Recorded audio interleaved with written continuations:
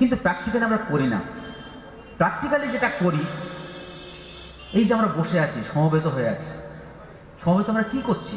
Actually দেখবেন একটু পরে প্রার্থনা হবে, প্রার্থনা দেখবেন তিল তিল করে যত মানুষ আছে সেখানে, এখানে এর থেকেও বেশি লোক হয়ে যাবে, 1.5 গুণ 2 গুণ। অর্থাৎ প্রার্থনার ভয়ঙ্কর শক্তি শক্তি শক্তি। প্রার্থনা করে মানুষ রোগ নির্মূল হয়, এটা আমরা দেখেছি, প্রুফ, এটা বিজ্ঞান প্রমাণ করেছে। হার্ট বিজ্ঞানী পিটিকিনি সাহেব, একটা বড় ফ্লোর, 6 তলা বিল্ডিং, তার 3 তলাতে একই গ্রুপের পেশেন্ট দিয়েছে। একটা গ্রুপের জন্য 3 তলা বিল্ডিং এর একটা উপরের তলা 3 তলার জন্য তাদের জন্য নিয়মিত প্রার্থনা করেছেন, ট্রিটমেন্ট করেছেন, আর নিচের 3 তলার জন্য প্রার্থনা করেননি, ট্রিটমেন্ট করেছেন। দেখা গেল যাদের জন্য প্রার্থনা হয়েছে তারা তাড়াতাড়ি রোগ মুক্ত হয়ে গেছে।